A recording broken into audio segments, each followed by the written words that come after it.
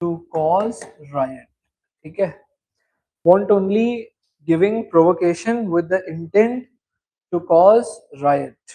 ठीक है, देखो इसमें क्या है, इस ये स्टैचूटरी बेसिस है इस बात को पिनलाइज करने के लिए कि अगर कोई भी मेलिग्नेंट तरीके से, कि हूसो एवर कैसे मेलिग्नेंटली, ठीक है, क्या करता है मेलिग्नेंटली मतलब एनिमिटी से, ठीक है, विद एनिमिटी, तो कोई भी अगर मेलिग्नेंटली या फिर वांटोनली मतलब रेकलेसली, ठीक है, without taking into consideration the all possible consequences, तो कोई भी अगर वांटोनली मैलिग्नेंटली मतलब एनिमिटी के साथ या किसी भी अदर इलीगल तरीके से किसी भी इंसान को प्रोवोक करता है, क्या करता है, प्रोवोक करता है, ये जानते हुए कि इस प्रोवोकेशन से कहीं पर भी रायट कॉज हो सकते हैं, तो ऐसे केस में जो इंसान ये प्रोवोकेशन कर रहा है, he will be penalized under section 192। तो इसमें इंटेंशन और नोइंग, ये दोनों चीजों में पिनल जो है लाइबिलिटी इनकर हो सकती है, कि अगर इंटेंशन थी राइट करने की तो भी अगर कोई जो है प्रोवोक कर रहा है तो, और इवन अगर इंटेंशन नहीं भी थी तो उस केस में अगर नॉलेज भी थी इस बात की कि ऐसा करने से सामने वाला इंसान प्रोवोक होके रायट कॉज कर देगा, तो ऐसे केस में क्या किया जाएगा। तो अब ऐसे केस में दो चीजें हैं ठीक है, मतलब किसी इंसान ने क्या किया कि या तो मैलिग्नेंट तरीके से, या फिर आप यूं मान लो कि मैलिग्नेंसी हो गया इसके अंदर की एनिमिटी के साथ में, या फिर वांट ओनली हो गया, ठीक है, रेकलेस तरीके से। तो अगर किसी को क्या कर रहा है, अगर किसी को प्रोवोक कर रहा है, ठीक है, प्रोवोकेशन कर रहा है विद इंटेंशन और नॉलेज, ठीक है, मान लो ए पर्सन को प्रोवोक किया जा रहा है, और दो केस है, अगर ऐसे केस में रायट हो जाता है और अगर रायट नहीं होता, अगर मान लो रायट हो गया या रायट जो है नहीं हुआ, अगर नहीं हुआ रायट तो भी पनिश किया जाएगा, बट ऐसे केस में जो है इम्प्रिजनमेंट अप टू 6 मंथ्स दी जाएगी। बट अगर ऐसे केस में रायट हो गए तो जिसने रायट किए, तो दैट मीन्स इस ए पर्सन को तो जो है इम्प्रिजनमेंट मिलेगी, सजा मिलेगी according to the provisions of riot, ठीक है।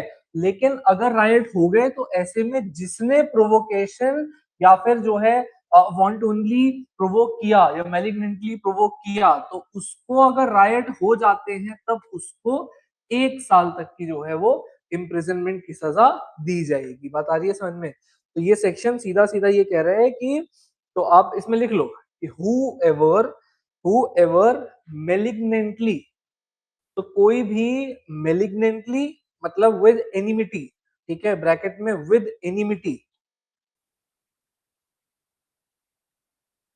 कोई भी अगर मेलिग्नेंटली मतलब विद एनिमिटी, या वांट ओनली और want only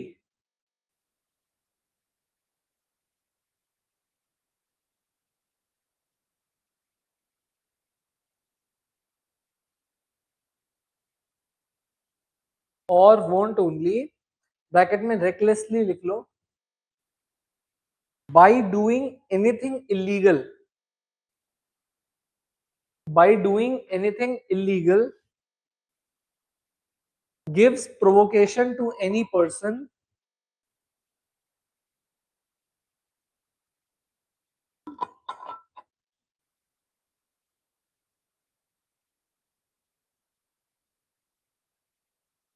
intending or knowing it to be intending or knowing it to be likely that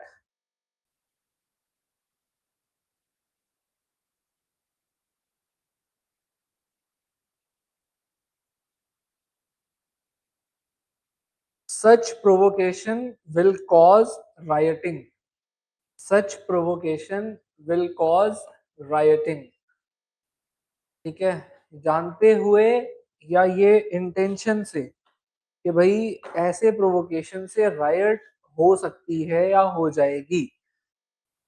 shall be punished, shall be punished, ऐसे ए लिख लो। if rioting is committed, इस प्रोवोकेशन से अगर राइटिंग हो गई, then imprisonment up to 1 year, then imprisonment up to 1 year, or fine, or both, or fine, or both।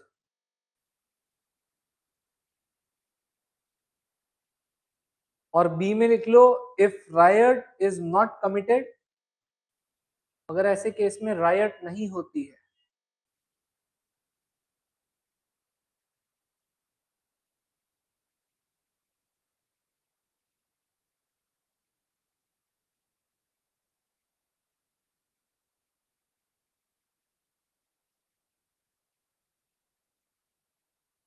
if riot is not committed, then imprisonment up to 6 months or fine or both। ठीक है,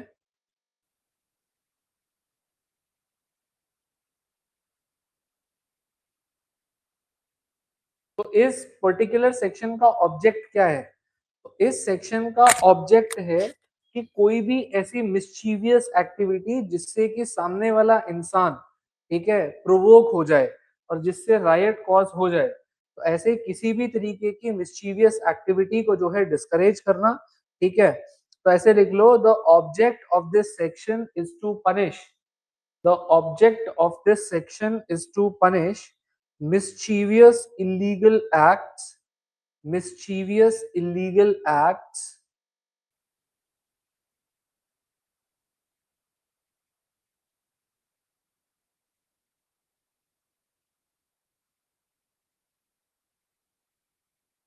which provokes others, which provokes others and is likely to result in rioting। ऐसे लिख लो कि ये section जो है वो बेसिकली किसको पनिश कर रहा है? क्या ये सेक्शन जो है वो राइटिंग को पनिश कर रहा है? No, this section is actually punishing provocation that has or may not have or has resulted into riot। So this section actually punishes the provocation। ठीक है, तो ये बेसिकली अबेटमेंट से अलग है। ऐसे एक और बात लिख लो कि section 192 of BNS applies,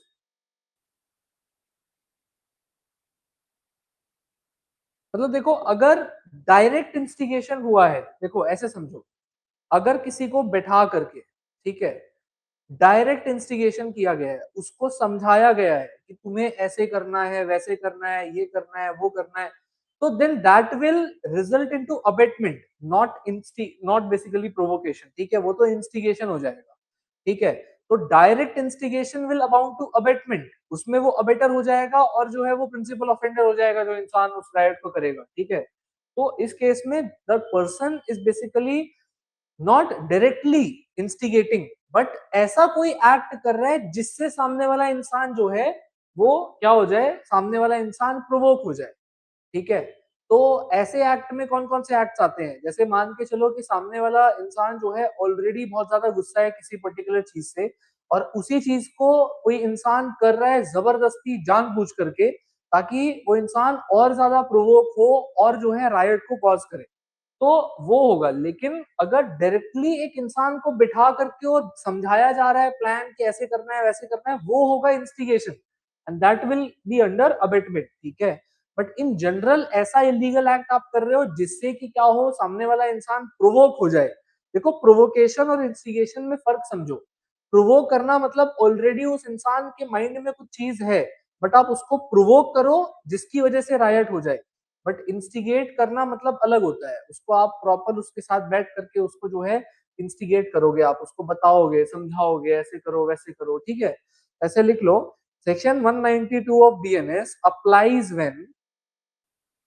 applies when the act does not amount to direct instigation. When the act does not amounts to direct instigation.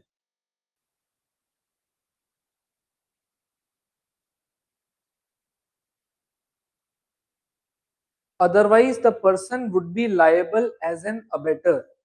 Otherwise, the person would be liable as an abettor. ठीक है, otherwise तो वो इंसान क्या होगा, वो इंसान एक अबेटर बन जाएगा, ठीक है, would be liable as an abettor.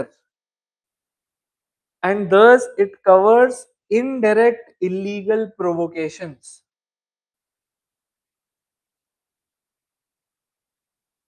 यहां provocation according to the section 192 कैसे हो रही है, देखो।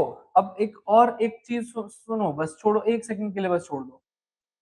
देखो, अगर मान लो ए जो है वो बी के पास जाता है और इसको एक प्रॉपर प्लान जो है कन्वे करता है, ठीक है, तो that will amount to abetment by instigation, ठीक है।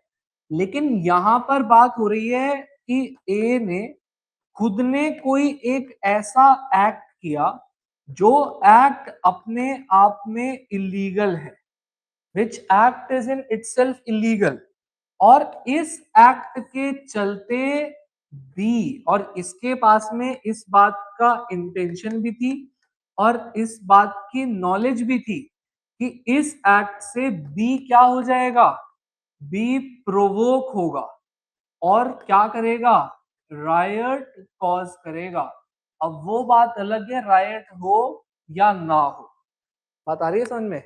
तो इसको क्या बोलते हैं हम, ये इस पर्टिकुलर चीज को हम कहेंगे provocation and will be covered under section 192 of BNS. आ गई बात समझ, कोई डाउट? ठीक है, सो ऐसे लिख लो, क्या लिखा अभी आपने last line, and thus cover illegal provocation.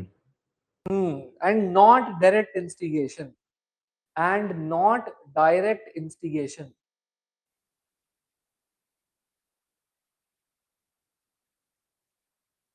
इसीलिए इसमें डायरेक्ट इंस्टिगेशन नहीं आती है, ठीक है, इसमें प्रोवोकेशंस आती है, ठीक है। हाँ, तो अब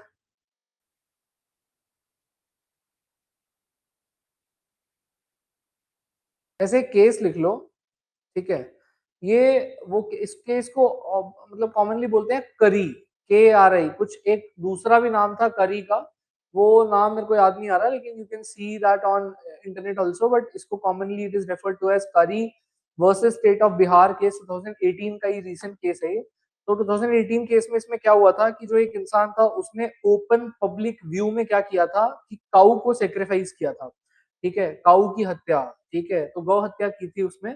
तो बाद में ये पता चला कि इसका क्या था, तो इसने जो है एक्ट जो है रेकलेस किया। तो मैंने अभी आपको ये बात समझाई ना कि इस पर्टिकुलर चीज में, अच्छा, इसमें एलिगेशन ये था कि इसने प्रोवोक किया रायट, ठीक है। एक इंसान ने क्या किया कि एक एक्स इंसान ने काऊ को पब्लिक में जो है सेक्रीफाइस किया, ठीक है।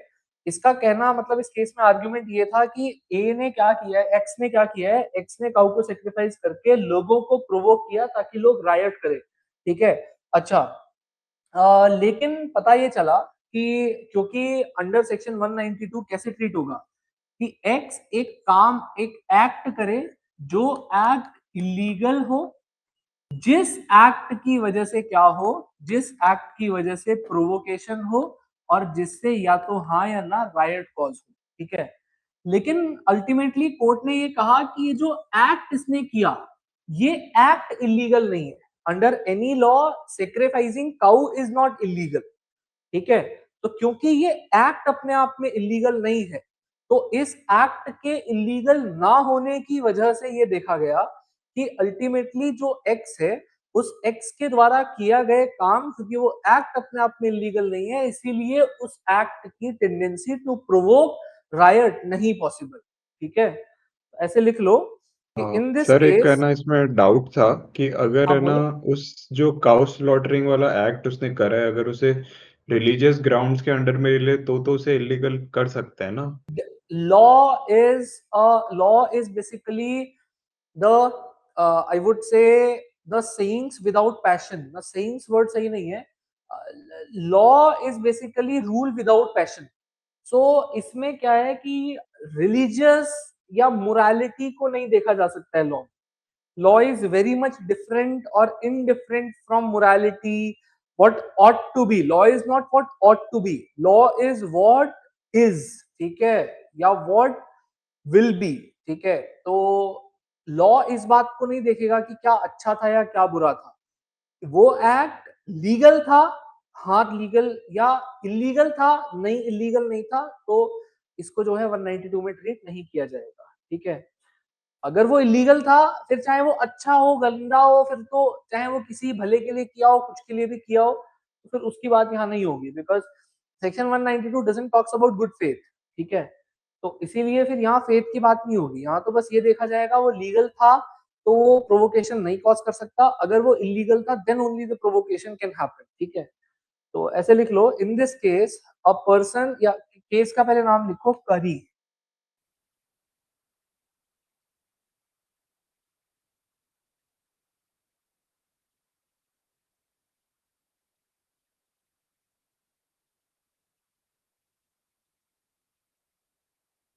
Curry versus State of Bihar 2018.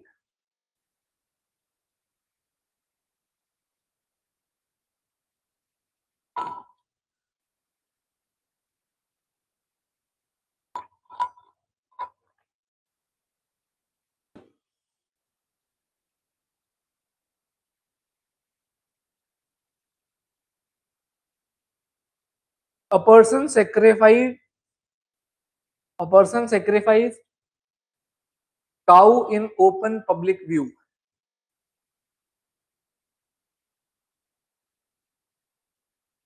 Sacrificed cow in open public view.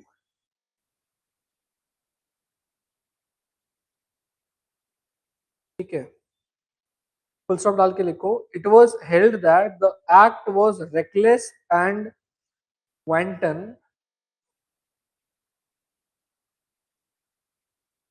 however not illegal in the absence of any prohibitory law. However not illegal in the absence of any prohibitory law. ठीक है, because कोई ऐसा law नहीं exist करता है जो इस act को प्रोहिबिट करता है, so that is the main reason why this particular act will not be said to be illegal in nature, and that's why it will not result on the implication of section 192, and therefore not punishable under section 153 of IPC or 192 of BNS.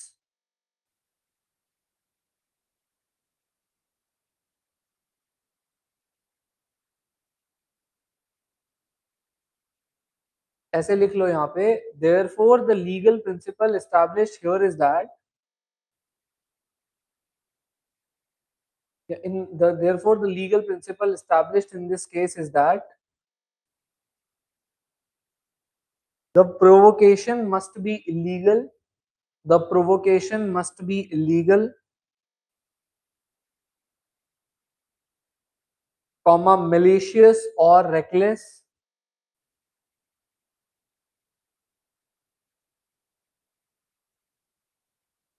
and yeah, and must be likely to cause riot, and must be likely to cause riot.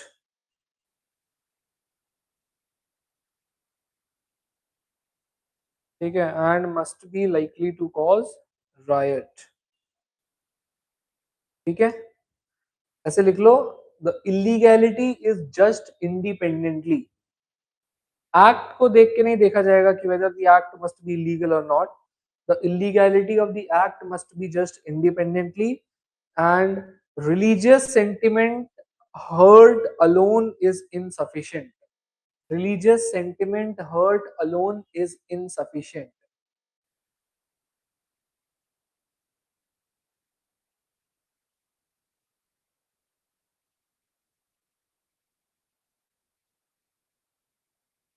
ठीक है,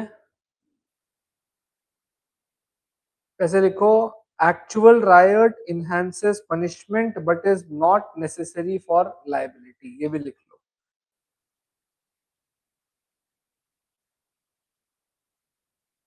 तो देखो इस section में liability किसके ऊपर है?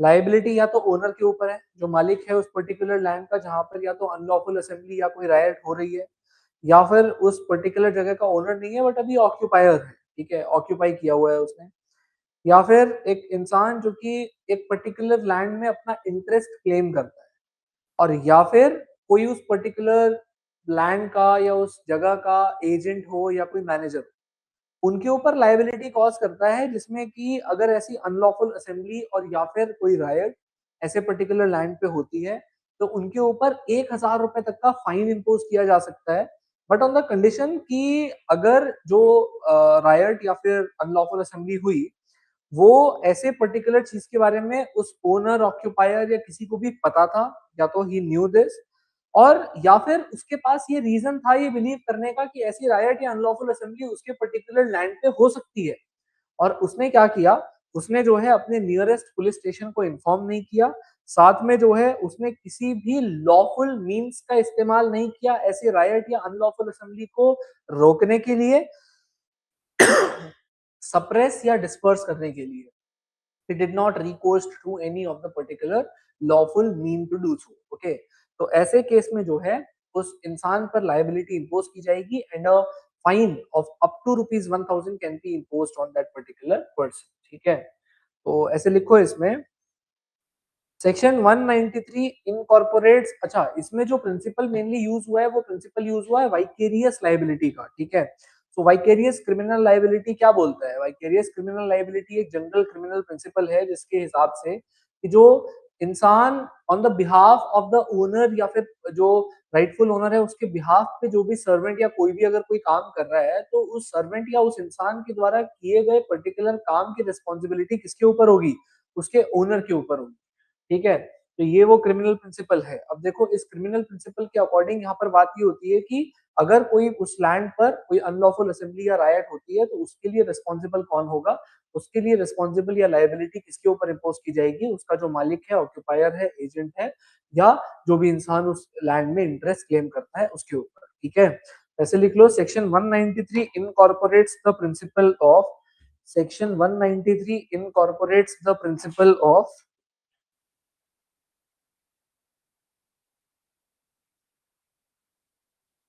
vicarious criminal liability, vicarious criminal liability, and imposes liability on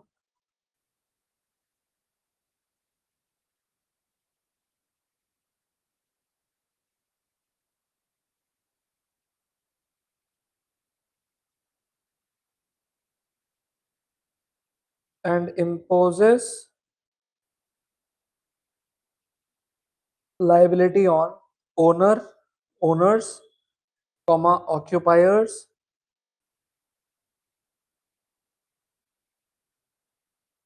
comma person claiming interest in lands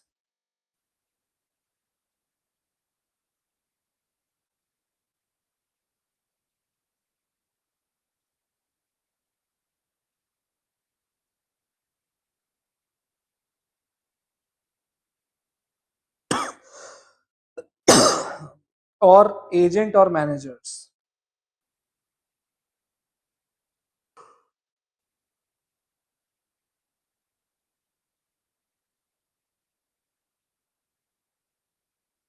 ठीक है? ऐसे लिखो इसमें नेक्स्ट पॉइंट में section 193 clause 1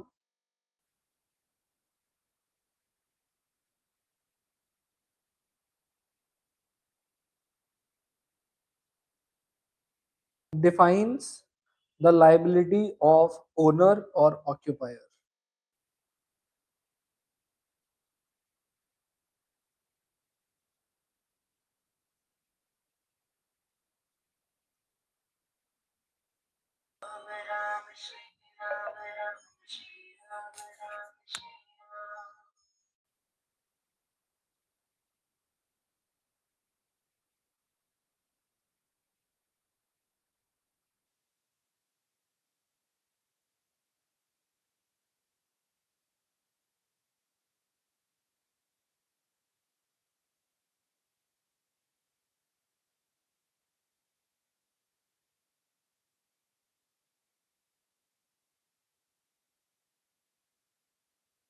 Defines the liability of owner or occupier. ठीक है, इसमें लिखो when unlawful assembly or riot, when unlawful assembly, क्या शैतानी चल रही है हैं?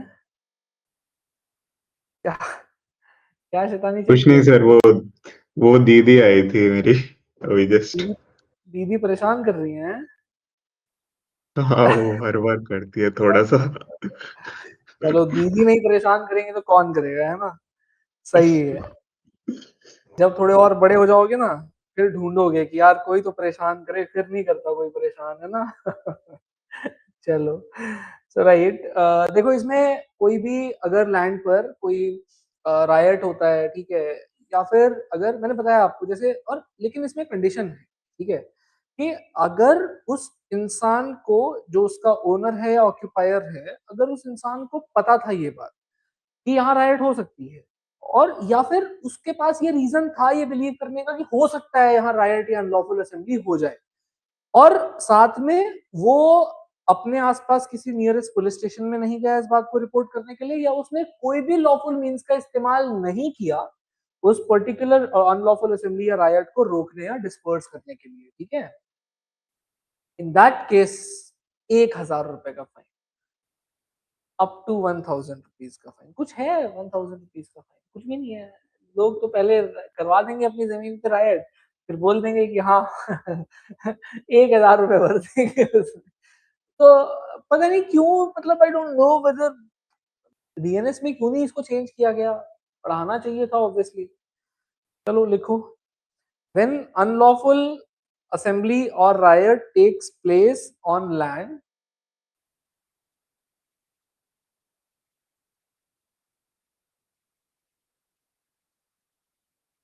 comma owner, occupier or person interested in land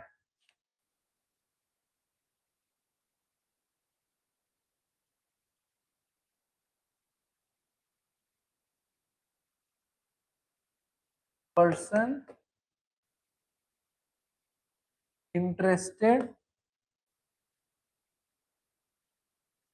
in land is punishable with fine of up to 1,000 rupees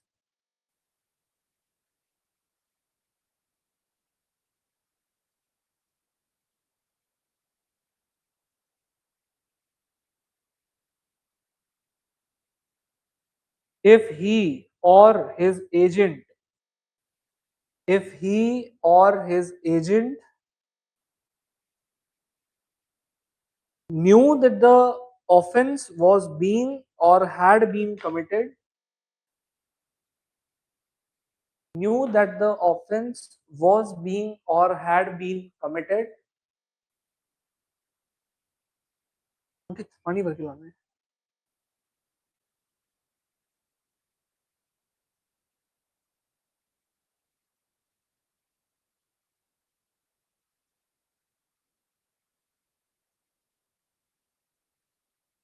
committed or had reason to believe it was likely to be committed,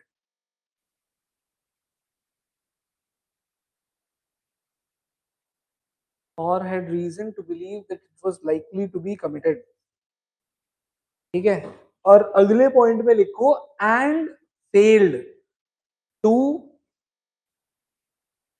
and failed to give the earliest notice to the nearest police station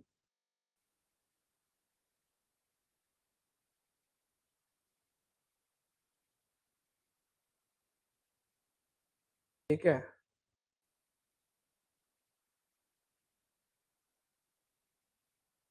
or use all lawful means to prevent it,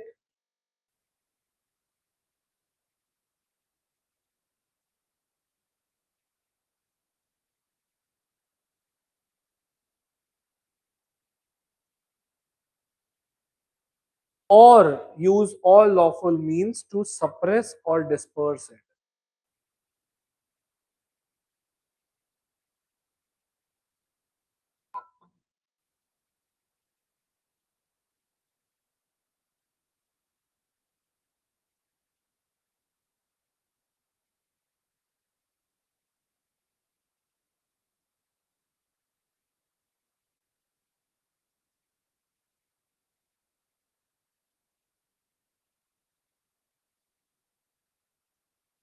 और section 193 clause 2 इस बारे में, ये तो clause 1 में define किया है, but clause 2 फिर इस बारे में बात करता है। क्लॉज 2 ये बोलता है कि अगर यही रायट हुई है, जिस इंसान जो ओनर है, ऑक्यूपायर है या एजेंट है, उसके बेनिफिट के लिए या उसके बिहाफ पे हुई है, या फिर कोई लैंड डिस्प्यूट से रिलेटेड हुई है, और या फिर उस इंसान को जो ओनर है, ऑक्यूपायर है, उसको इस पर्टिकुलर राइट या अनलॉफुल असेंबली से कोई बेनिफिट मिलने वाला है, ठीक है, तो ऐसे केस में जो है ऐसे इंसान को फाइन इम्पोज किया जाएगा उस इंसान के ऊपर, ठीक है, अगर उसको ये पता था कि ये राइट लाइकली टू हैपन है, और या फिर उसके जो है उसने इस राइट को सप्रेस या फिर डिस्पर्स करने के लिए कोई लॉफुल मींस नहीं अपनाए, ठीक है।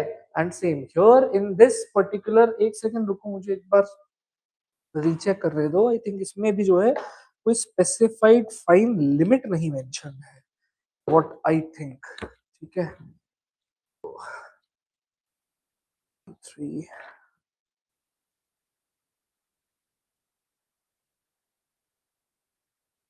हाँ तो इसमें, हाँ इसमें कोई लिमिट नहीं मेंशन है, ठीक है, here no limit is actually mentioned, ठीक है।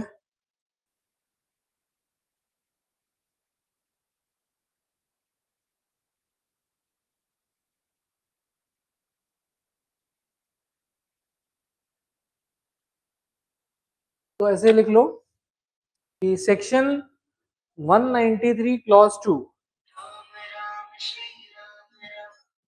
Section 193 clause 2 defines riot for benefit of person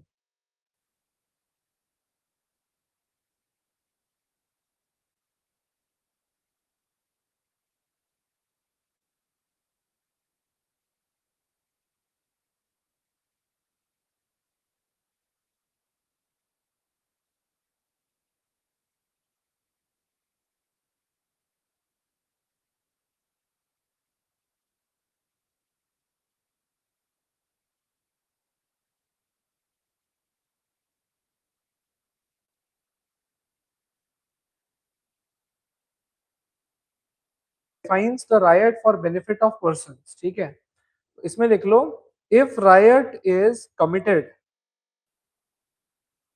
if riot is committed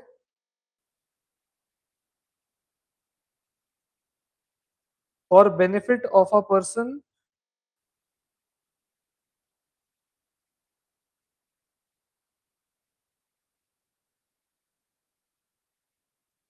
for benefit of a person or on behalf of a person,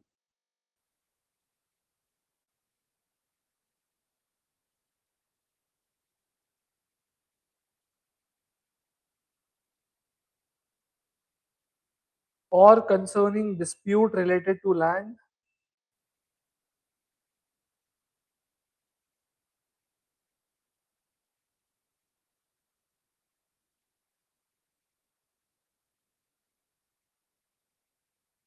ठीक है, और person derived benefits।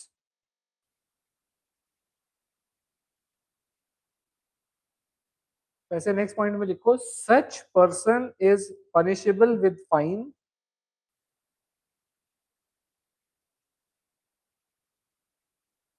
if he had reason to believe riot was likely, and failed to suppress it.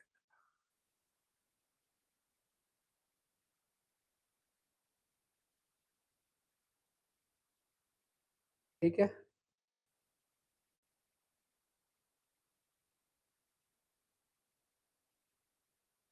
अब एक काम करो, अब आ जाओ एफ्रे पर, AFFRAY, पेज चेंज करके नेक्स्ट में आओ। ठीक है,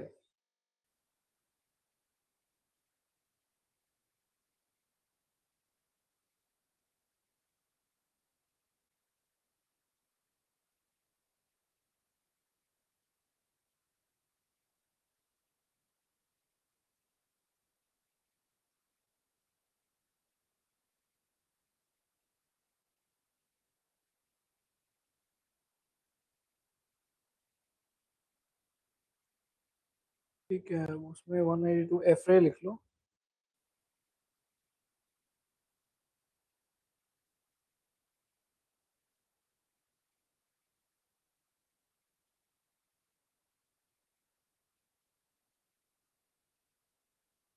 देखो एफ्रे क्या होता है, there is a difference between riot and affray.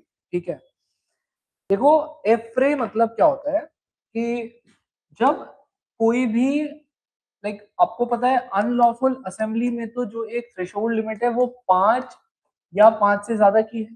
ठीक है, और अनलॉफुल असेंबली में जब कभी फोर्स या वायलेंस इस्तेमाल होगी तो ये बन जाएगा रायट।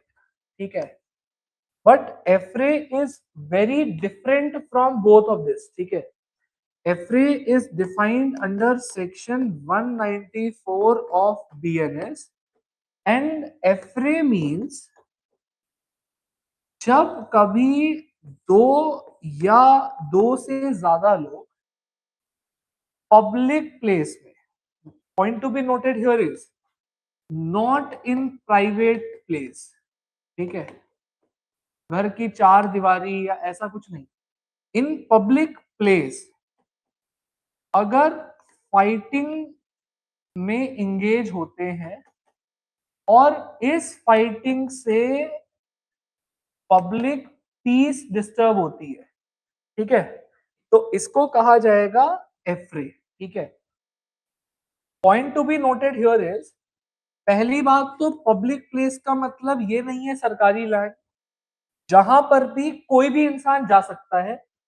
बेशक वो प्राइवेट प्रॉपर्टी है, बट अगर वहां पर जाना किसी के लिए रेस्ट्रिक्टेड नहीं है, या फिर विदाउट परमिशन कोई भी एक्सेस कर सकता है, चाहे वो एक प्राइवेट जगह पर बना हुआ एक मंदिर क्यों ना हो, बेशक उसमें जो है कोई भी जा सकता है, तो that will also be a private place. साथ में फाइटिंग और जिससे कि what disturbs the public piece, मतलब जिससे पब्लिक में शांति भंग हो। अब जरूरी नहीं है कि कोई डरा ही हो वहां पे, बस कंडीशन बीइंग कि वहां कुछ लोग रहे हो जो कि अगर रीजनेबल लोग हो तो उनकी पीस इससे जो है ब्रेक हो, हार्मनी ब्रेक हो, उससे ये प्रूव हो जाएगा कि यस एफ्रे हैज बीन कॉज्ड। अगर ये दो लोग या दो से ज्यादा लोग लड़ते हैं प्राइवेट जगह पे, अपने रूम में, अपने घर में, अपने जो है प्राइवेट स्फीयर में, तो उस केस में जो है दिस एफ्रे विल नॉट हैपन। ठीक है, वो फिर प्राइवेट इंजरी होगी। ठीक है, बट मतलब private injury in the sense कि उन लोगों को आपस में इंजरी होगी जिसके लिए वो लोग फिर अलग सेक्शंस में जो है डील करेंगे, but that will not be treated as affray. Affray से रिजल्टेंट अगर कोई और चीज होती है, जैसे ABC तीनों, और दूसरी तरफ ABC या XYZ तीन, दोनों आपस या 6 के 6 आपस में लड़ने लग गए, पब्लिक पीस डिस्टर्ब हुई, बट इसमें एक का मर्डर हो गया मान लो, इन दैट केस फिर वो अलग सेक्शन, अगर वो एक कॉन्स्पिरेसी से हुआ तो क्रिमिनल कॉन्स्पिरेसी, अबेटमेंट से हुआ तो अबेटमेंट, अगर वो एक जो है किसी मान लो अब इंडिविजुअल एक्ट था, ठीक है, ईओ इंस्टेंटी था या जो भी था, फिर वो उस केस में डील किया जाएगा। But this just basically prohibits the affray. ठीक है, public fighting that disturbs the public peace. ठीक है, ऐसे लिखो सर सेक्शन 1। सर वैसे एक क्वेश्चन था कि सर जो आए दिन दिल्ली मेट्रो में जो लोगों के बीच में लड़ाई हो जाती है वो भी ऐसे एफ्रे में काउंट होगा? हाँ, वो एफ्रे, दो या दो से ज्यादा लोग अगर लड़ रहे हैं और इस केस में अगर मान लो कोई पब्लिक डिस्टरबेंस कॉज हो रहा है, then that will be treated as affray, वो एफ्रे है। ठीक है, तो उसमें तो यार 1 महीने की सजा भी है, अवेलेबल है ऑब्वियसली, बट 1 मंथ इम्प्रिजनमेंट उसमें जो है, और साथ में 1000 रुपए का फाइन भी हो सकता है, या दोनों भी हो सकते हैं। ठीक है, तो ये एफरे ही होता है, वो दैट इज एफरे ओनली। ठीक है, तो मतलब एफरे तो डेली होते हैं। देखिए कभी मेट्रो वाली फाइट देखी है? हाँ। सर मतलब जब इंटर्नशिप्स में जाता था तब देखी जाती थी मेरे को। अच्छा, हाँ बिल्कुल। तो उनको जाके बोलना नहीं लेकिन कि ये एफरे है, नहीं तो वो तुमसे लड़ने लग जाएंगे। ठीक है, तो लिखो इसमें कि section 194 clause 1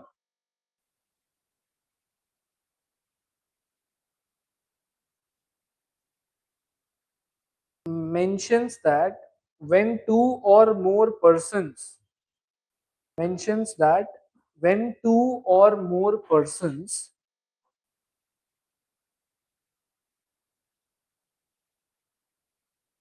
by fighting in a public place by fighting in a public place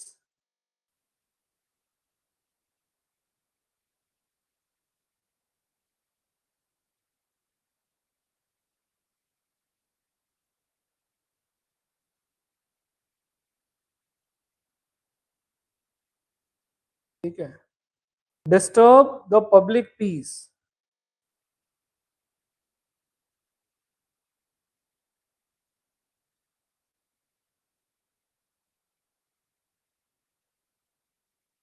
they are said to commit an affray।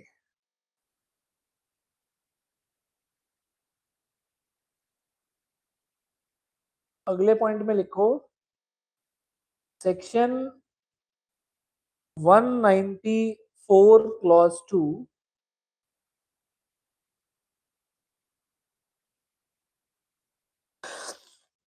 defines the punishment for committing affray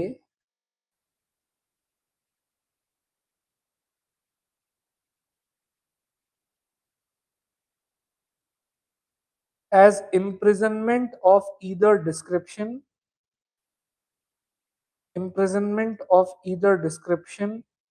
for a term which may extend to 1 month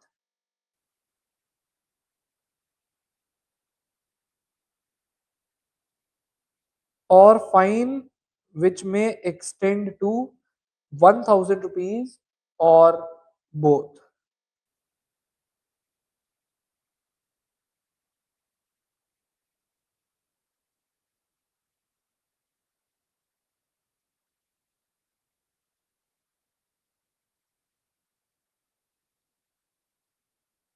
तो जो एफ्रे है ना, इसका जो origin है इस एफ्रे word का, तो it has a French origin. ठीक है, तो इसका एक फ्रेंच ओरिजिन है।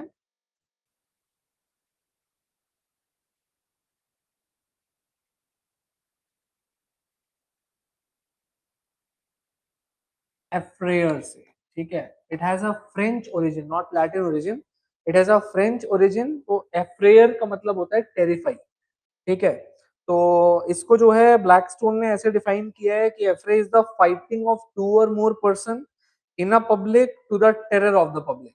ठीक है, मतलब फाइटिंग दो या दो से ज्यादा लोगों की पब्लिक में, जिससे कि पब्लिक जो है वो क्या हो जाए, पब्लिक पीस डिस्टर्ब हो और पब्लिक ही आपस में जो है वो डर जाए। ठीक है, टेरर हो जाए। तो ऐसे लिखो, व्हाट, ऐसे क्वेश्चन लिख लो, what is the meaning of एफ्रे।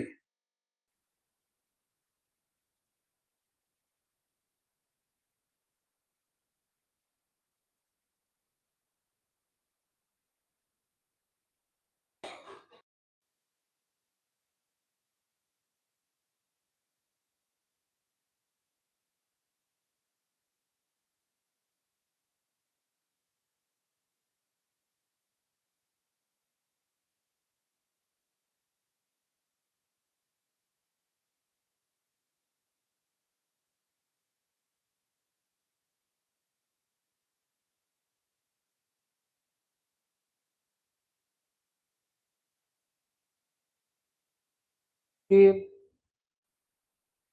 The definition corresponds with the English law।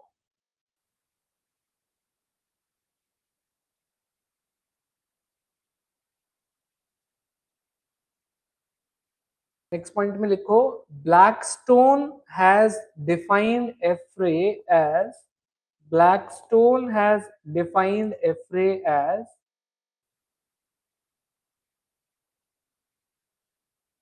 the fighting of two or more persons in a public, fighting of two or more persons in a public place to the terror of the public. Fighting of two or more persons in a public place to the terror of the public. ठीक है?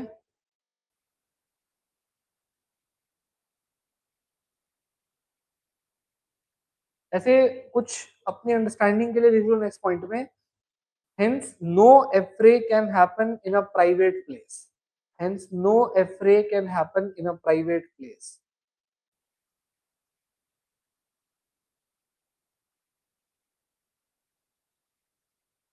ठीक है, और जो mirror क्वारल्सम या फिर ऐसे threatening language का, जो लड़ाई झगड़े वाली भाषा का उपयोग करना is not affray. Just by using those fighting words you can not call that as affray. ठीक है, ऐसे लिख लो कि mere quarrelsome or threatening language is not एफ्रे.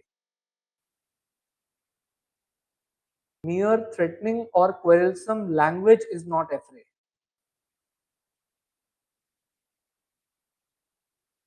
ठीक है, फुल स्टॉप डाल के लिखो, it is an offence against public piece and not merely against an individual.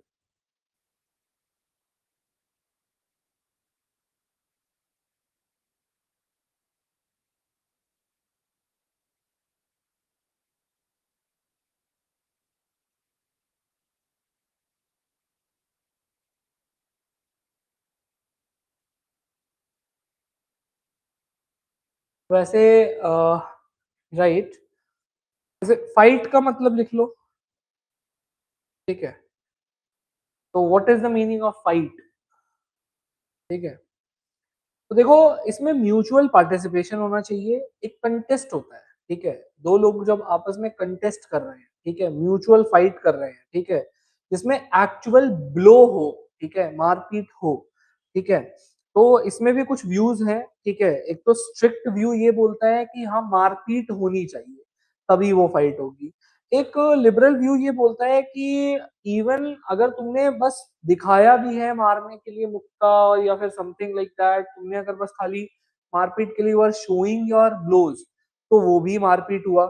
कुछ व्यूज ये बोलते हैं कि जो है, अगर एक पार्टी बस मार रही है और दूसरी पार्टी बस डिफेंड कर रही है वो नहीं होगा. फिर एक व्यू इससे अपोजिट बोलते हैं. ऐसे ही फाइट का मतलब लिख लो पहले कि what is the meaning of fight. ऐसे लिखो, the general meaning of fight is contest or struggle. The general meaning of fight is the contest or struggle where actual exchange of blows happens, where actual exchange of blows happens, comma, mutual participation is also there, mutual participation is also there, and each is trying to overpower the other, and each is trying to overpower the other.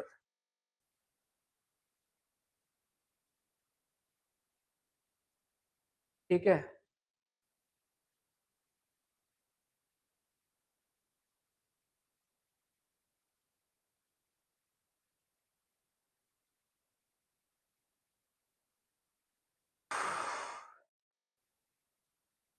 अच्छा ऐसे लिख लो, what is the meaning of public place. Public place क्या होता है जी. ठीक है, public place क्या है. तो पब्लिक प्लेस जैसा मैंने आपको शुरू में ही बताया कि जहां पर लोग जा सकते हैं as a matter of their right. ठीक है, कि हम जा सकते हैं यहाँ पे, मतलब कोई इलीगल ना हो वहां किसी का जाना, और जहां परमिशन की एक्सप्लिसिटली रिक्वायरमेंट ना हो, ऐसे लिख लो, public place is the place where the public can go as of right.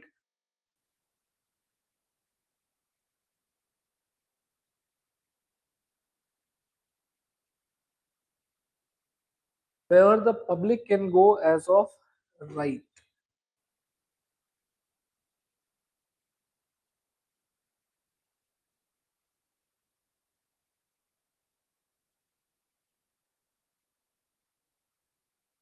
ऐसे लिखो, public place includes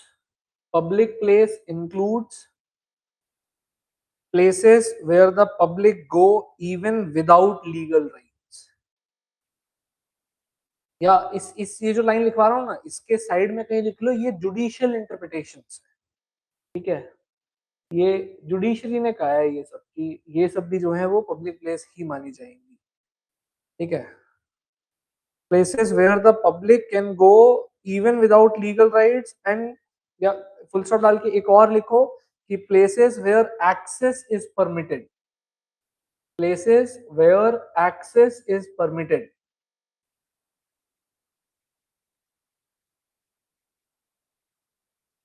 एक और लिखो, even places where limited right of access is there.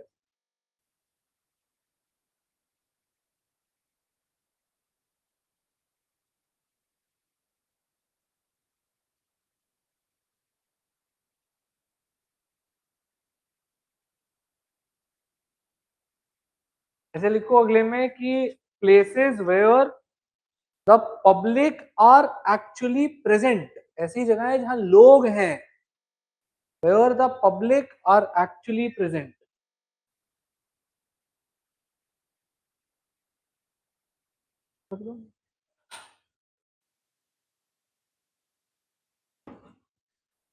ठीक है. अगले में लिखो places where the public are in habit of going.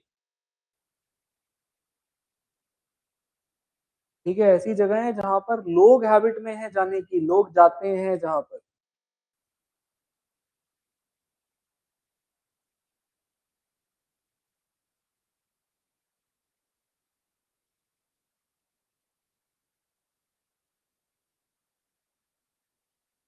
ठीक है. फिर और लिखो इसमें कि places where the public undoubtedly were at the time of the incident. जहां बहुत सारे लोग थे उस समय जब ये इंसिडेंट हुआ, अनडाउटेडली थे.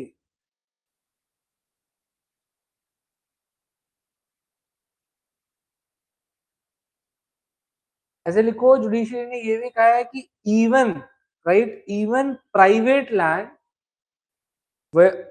हाँ, even private land where the public goes freely. ठीक है.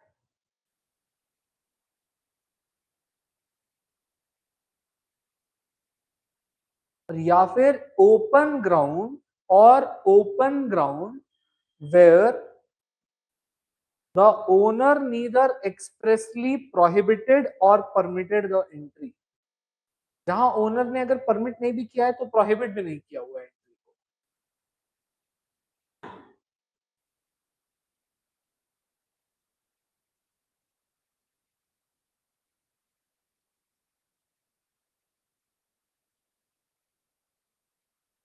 तो देख लो व्हाट इज द पनिशमेंट.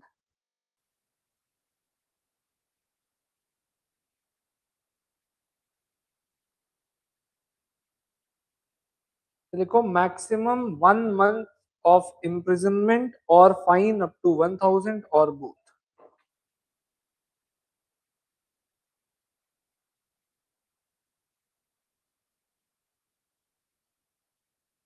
ठीक है. इसको लिख लो कि इसमें अब सेक्शन 195 है, जहां पर अगर एक पब्लिक सर्वेंट किसी रिवोल्ट को, सॉरी, किसी रायट को और या फिर कोई अनलॉफुल असेंबली को या उस रायट में हो रही चीजों को अगर सप्रेस करता है, तो ऐसे केस में अगर उस पब्लिक सर्वेंट को उस रायट या अनलॉफुल असेंबली में जो हुई रायट को अगर सप्रेस करते टाइम कोई ऑब्स्ट्रक्ट कर रहा है उस पब्लिक सर्वेंट को, तो उस केस में कौन से सेक्शन में उस इंसान को ट्रीट किया जाएगा? Under section 195. तो दैट मीन्स सेक्शन 195 says कि you cannot obstruct a public servant from discharging his duty to basically disperse the riot, the unlawful assembly or the riot. ठीक है, तो इसमें राइट वन थिंग, सो देखो कि under section 195 clause 1, whoever assaults or obstructs, whoever assaults or obstructs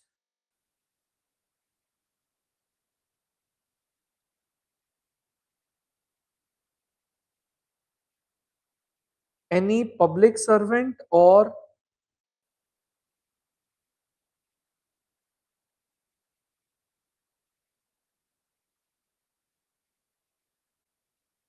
uses criminal force on a public servant while such public servant is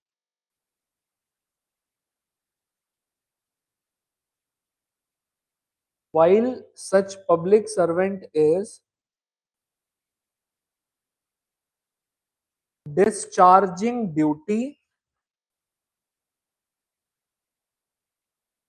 or endeavoring to disperse unlawful assembly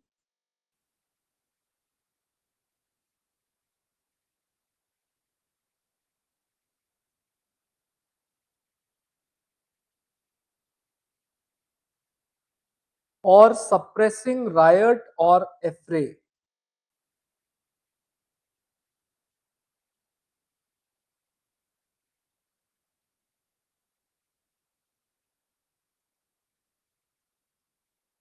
Comma, the punishment will be or shall be imprisonment of up to 3 years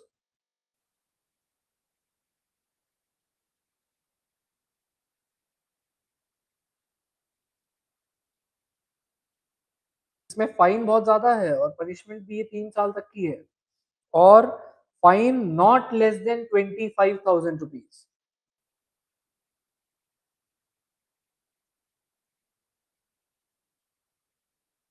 और both.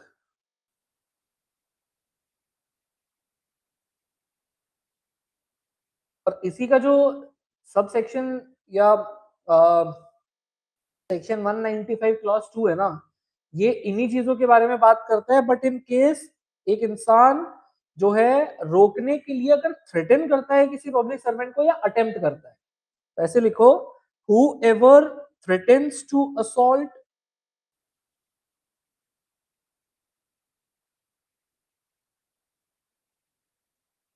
whoever threatens to assault or attempts to obstruct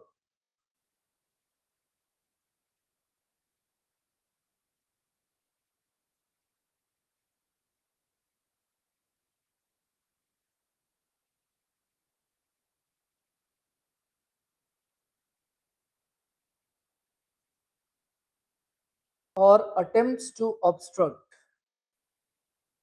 or threatens or attempts to use criminal force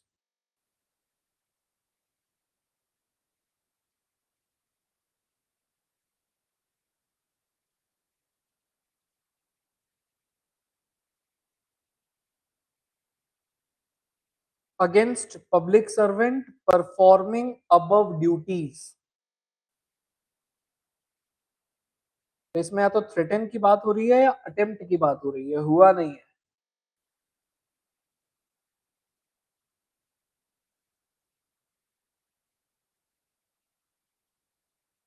shall be punished with imprisonment of up to 1 year or fine or both।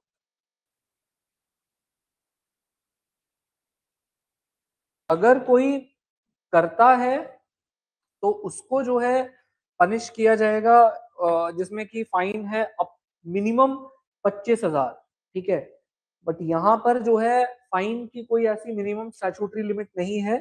ठीक है, और अगर हम बात करें, it corresponded to section 152 of IPC. तो section 152 of IPC में क्या था कि उसमें तो कोई मिनिमम फाइन नहीं दिया हुआ था, बट यहाँ मिनिमम फाइन 25,000 कर दिया गया है, ठीक है। और वो एक ही सिंगल सेक्शन था, उसमें कोई सबसेक्शंस नहीं थे, बट यहाँ डिवाइड करके दो सबसेक्शंस कर दिए गए हैं, ठीक है। और अब लिखो, नेक्स्ट पॉइंट में लिखो,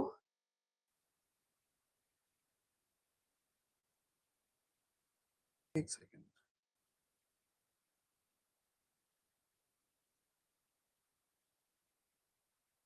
section 195 protects the authority of state, क्योंकि स्टेट का ये काम है कि अगर कहीं कोई रायट हो या फिर कहीं कोई अनलॉफुल असेंबली हो तो उसको पर्टिकुलरली प्रोटेक्ट करना, it's the responsibility of the state. और अगर स्टेट अपनी इस रिस्पॉन्सिबिलिटी से पीछे हटता है तो स्टेट की ये अथॉरिटी के अगेंस्ट है, that's why a severe punishment is given, ठीक है। तो इसमें लिखो, it protects the authority of the state and ensures effective maintenance of public order and ensures effective maintenance of public order, full stop डाल के लिखो, recognises enhanced gravity, recognizes enhanced gravity when force is used against law enforcement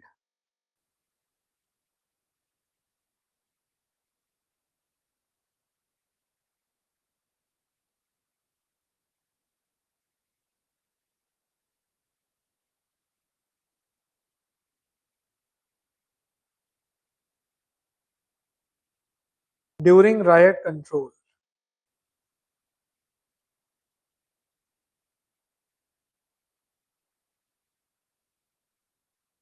ठीक है। ऐसे लिख दो, it introduces या this section introduces minimum fine to deter interference with public servants.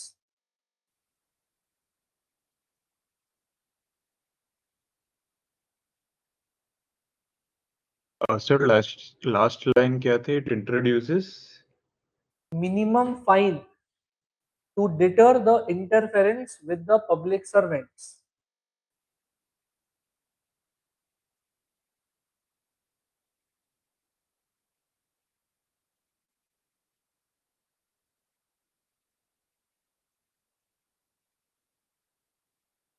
तो देखो, ये सेक्शन तो बाद में ऐड हुआ था आईपीसी में भी, सेक्शन 153 ए था ये, 153 ए, ठीक है। तो अब देखो, ऐसा है इसमें कि इसका लेजिस्लेटिव बैकग्राउंड ये है कि भाई इसको जो है ऐड किया गया था बेसिकली एज सेक्शन 153 ए। और सेक्शन 153 ए में, हेलो,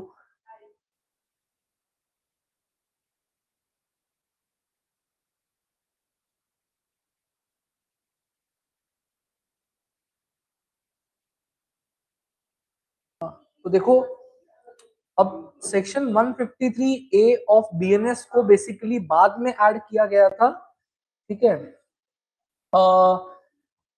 तो इसमें बात ये है कि अगर इन केस एनिमिटी प्रमोट करने की बात की जाती है, in case the enmity between different groups, ठीक है, जैसे बहुत सारे ग्रुप्स होते हैं, रिलीजियस ग्रुप्स हैं, लिंग्विस्टिक ग्रुप्स हैं, देश में इतनी डाइवर्सिटी है, इन दैट केस अगर मान लो कोई ऐसे दो ग्रुप्स को के बीच में लड़वाने का काम अगर कर रहा है कोई, ठीक है, अगर मान लो कोई किसी वर्ड से स्पोकन और इधर रिटन, ठीक है, या फिर कोई विजुअल साइन इलेक्ट्रॉनिक मीडिया और एनी अदर मीन्स से अगर कोई दो ग्रुप्स के बीच में अगर एनिमिटी को प्रमोट करने का काम करता है, ठीक है, on the ground of religion, race, caste, place of birth, residence, language, community or any other ground whatsoever be, तो ऐसे केस में, और या फिर वो act particularly prejudicial to the harmony of the country, ठीक है, इस देश की हार्मनी, जो बोलते हैं ना अखंडता और विविधता के विरुद्ध है, ठीक है,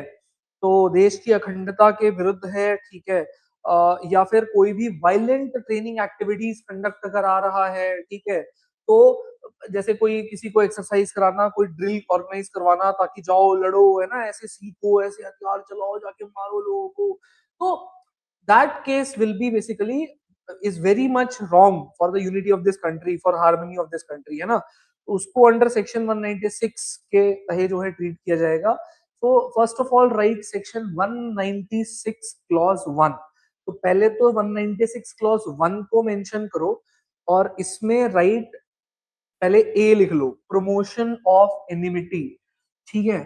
सो इसमें right promotion of enmity, promotion of enmity, ठीक है। एनिमिटी को प्रमोट करना, एनिमिटी मतलब आपस में मतभेद, है ना, लड़ाई झगड़े, एनिमिटी, ठीक है। सो राइट बाय वर्ड्स, आईपीसी में और इसमें देखें तो कोई सब्सटेंशियल चेंज है नहीं, तो जो भी जुडिशियल प्रेसिडेंट अगर उसके हैं ना तो वो यहाँ भी लगेंगे, तो कोई ऐसा चेंज नहीं है, ठीक है। तो आईपीसी में वही था एग्जैक्टली 153 ए की ही वर्डिंग्स को कॉपी किया गया है, ठीक है। मैंने तो बस सेक्शन का नंबर बदला है, बिकॉज बेयर एक्ट में कोई डिफरेंस था नहीं तो मैंने कुछ चेंज किया नहीं है नोट्स में भी, ठीक है। तो ऐसे लिखो सेक्शन 196 क्लॉज 1 का ए में by words, sign, comma visual representation, comma electronic communication, visual representation, comma electronic communication और अदरवाइज, और अदरवाइज, ठीक है, या फिर कोई किसी भी तरीके से, ठीक है, और अदरवाइज ऐसे लिखो नेक्स्ट में प्रोमोट्स और अटेम्प्ट्स टू प्रोमोट, सो दोनों की बात की जा रही है, या तो प्रोमोट की या इवन अटेम्प्ट की। सो अटेम्प्ट भी अगर कोई कर रहा है then also that is punishable, ठीक है। On ground of religion race, लिख लो religion race caste place of birth residence, किन्हीं भी ग्राउंड्स पे अगर कोई ये कर रहा है तो यार आज हो नहीं पाएगा, ये सोच हो जाएगा।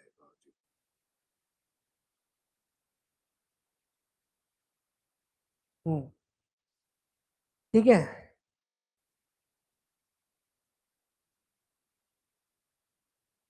Religion race place of birth residence language caste community, लिख लो ये सब, और any other ground whatsoever.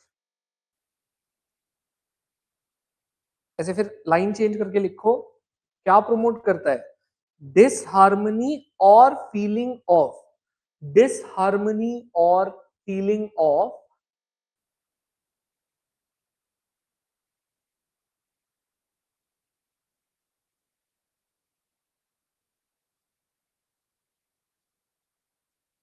Hatred और इलविल।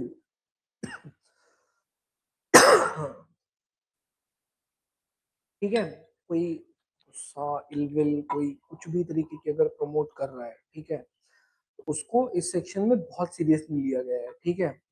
तो देखो कॉन्स्टिट्यूशन तो ऑब्वियसली बात करता ही है ना, देश में यूनिटी और इंटीग्रिटी को प्रोटेक्ट करने की, बट उसको इन्फोर्स कैसे किया जाएगा, अगर कोई फिर करता है तो उसको पनिश कैसे किया जाएगा, so this is the section that will punish that thing, okay. तो ऐसे लिखो बिटवीन, नेक्स्ट पॉइंट डाल के, between different religious groups,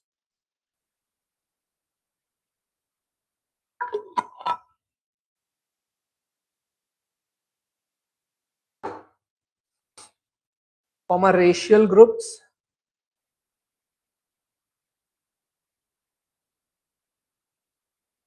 comma language groups, language groups,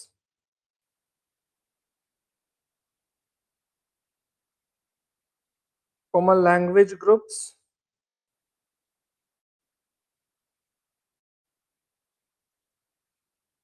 comma religious groups,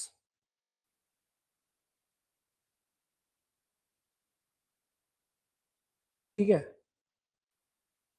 cast communities ये भी देख लो,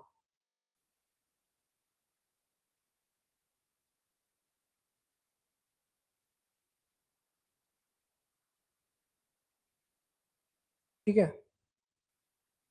बी में लिखो एक्ट्स प्रिजुडिकल टू हार्मनी,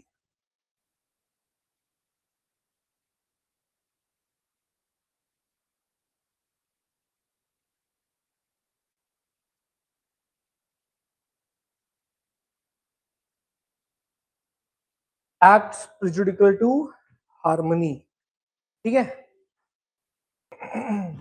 वो एक्ट जो कि देश की हार्मनी के अगेंस्ट है, ठीक है।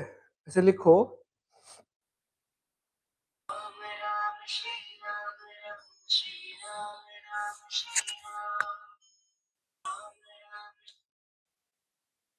इसमें लिखो ऐसे, commits any act which commits any act which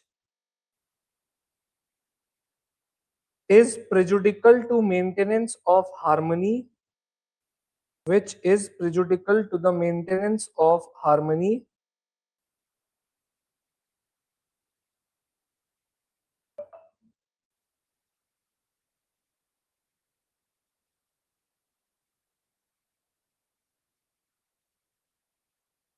between different groups or communities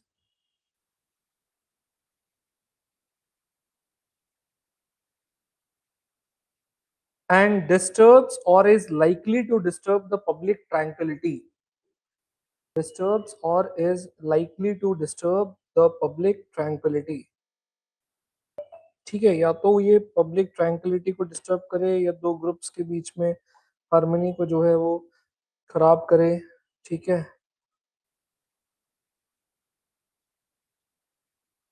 अब सी लिखो, ऑर्गेनाइजिंग और participating in violent training activities,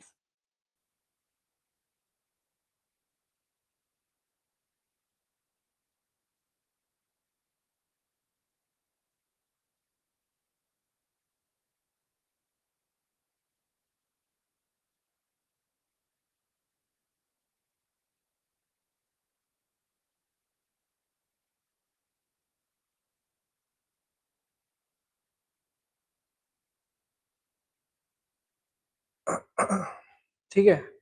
इसमें राइट कोई एक्सरसाइज, मूवमेंट, ड्रिल ऑर्गेनाइज करना, ठीक है। ऑर्गेनाइजेस और पार्टिसिपेट्स इन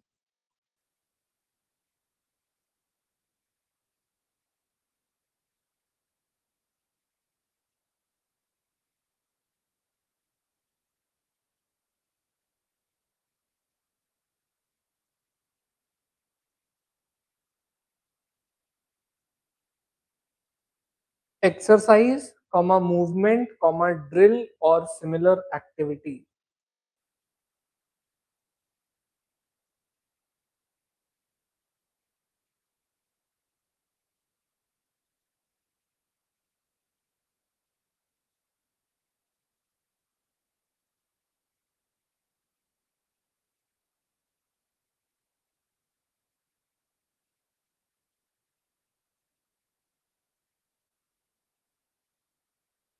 ठीक है। ऐसे लिख लो, विथ, नेक्स्ट पॉइंट में, with intention that participants use or be trained to use, intention that the participants use or be trained to use criminal force or violence, criminal force or violence, or knowledge that such use of force or violence is likely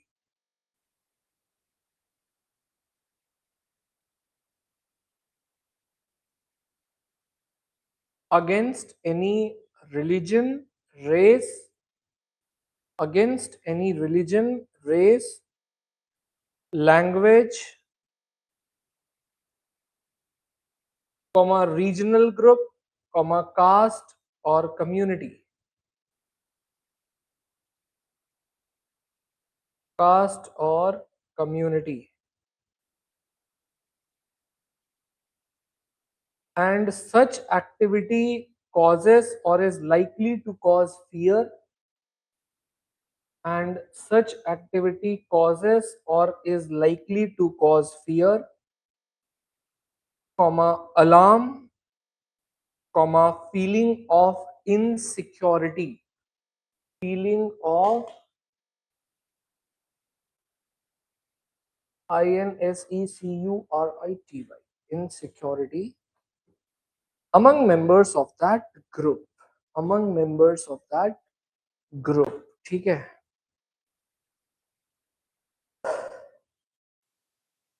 तो उस group के members के बीच में एनिमिटी, insecurity, alarm, harm कुछ भी अगर करना निकल के, तो ऐसे लिख लो नेक्स्ट पॉइंट में, punishment shall be imprisonment up to 3 years और फाइन और both. Punishment shall be imprisonment up to 3 years or fine or both.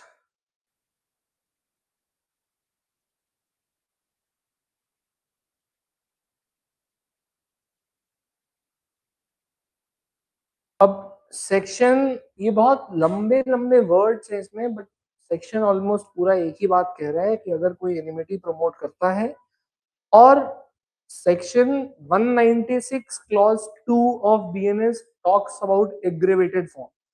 It talks about aggravated form in the sense that if it increases, और यही सारे काम अगर किसी place of worship में होते हैं, किसी मंदिर में, मस्जिद में, कहीं पर चर्च में, जहां पर लोग पूजा पाठ भक्ति करने जाते हैं, तो ऐसे केस में अगर ये होता है, और या फिर इसमें कोई वेडिंग सेरेमनी, कोई पूजा अर्चना कोई कर रहा है, या फिर कोई शादी विवाह कोई हो रहा है, और वहां अगर कोई ऐसे काम को करता है, ग्रुप्स में एनिमिटी को प्रमोट करने की कोशिश करता है, then the imprisonment will rise up to 5 years. ठीक है, ऐसे लिखो, section 196 clause 2 defines the aggravated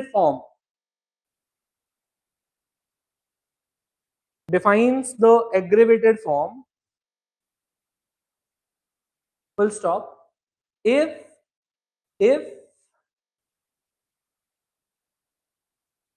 offenses under section 196 clause 1 are committed, offense under section 196 clause 1 is committed in a place of worship,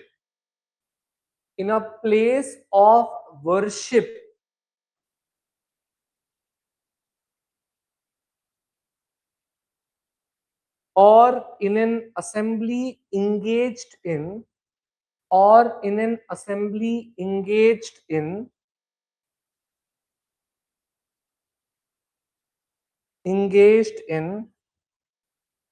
religious worship or ceremonies,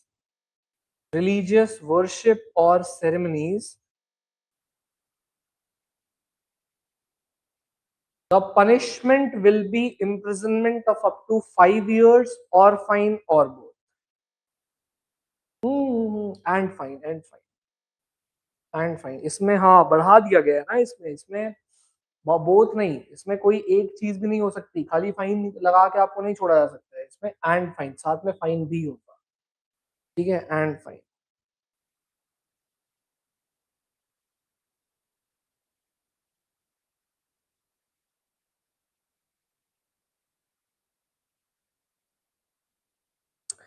एक actually मैं आपको समझाता हूँ, देखो केस हुआ था, ठीक है, अभी तो फिलहाल एक काम करो, एक केस लिख लो, मास्टर तारा सिंह केस 1951.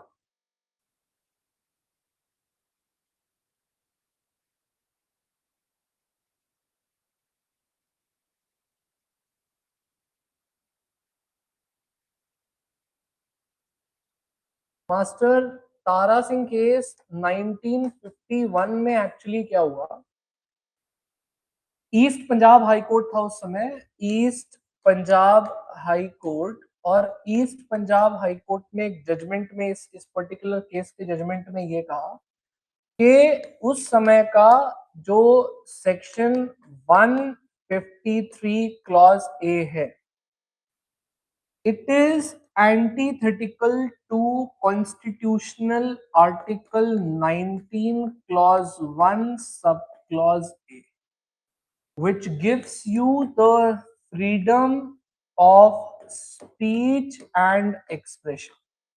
इसने कहा कि अगर कोई भी इस सेक्शन के तहत कुछ ऐसा बोलता है जिस बोलने से आप कह रहे हैं एनिमिटी बढ़ रही है, बट हम कह रहे हैं वो हमारी फ्रीडम है, हम बोल सकते हैं, वी कैन स्पीक, तो उस इस सेक्शन को स्ट्रक डाउन कर दिया गया था by East Punjab high court और इस सेक्शन को इस आर्टिकल को अपहेल्ड किया गया। बट लेटर ऑन फिर सरकार को लगा कि यूं तो इसका फायदा उठाते हुए कोई भी कुछ भी बोलेगा, जैसे एनिमिटी अगर प्रमोट होती है तो कोई लायबल भी नहीं होगा उसके लिए। तो कॉन्स्टिट्यूशन में फर्स्ट कॉन्स्टिट्यूशनल अमेंडमेंट किया गया 1951 में, जिसके तहत रीजनेबल रेस्ट्रिक्शंस में एक क्लॉज को ऐड किया गया which was in the interest of public order. तो इसका मतलब if something from now after the first constitutional amendment act 1951, if anything is antithetical to the public interest, so that particular thing you cannot speak, that particular thing you cannot use as your freedom of speech and expression. There is a reasonable restriction in that case. Okay, तो इसको add कहाँ किया गया था? Article 19 clause 2 में। तो इसका मतलब article 19 clause 1 sub clause A जो कि फ्रीडम की बात करता है, उसी के आर्टिकल 19 क्लॉज 2 में एक reasonable restrictions in the name of in the interest of public order को ऐड कर दिया गया। ठीक है, इस जजमेंट के रिस्पॉन्स में। इसके बाद जो सेक्शन 153 क्लॉज ए का जो स्कोप है ये बढ़ गया, इसका स्कोप और ज्यादा हो गया। ठीक है, तो इस केस को हम और अच्छी तरीके से पढ़ते हुए नेक्स्ट क्लास में we will be discussing more about this particular case. All right.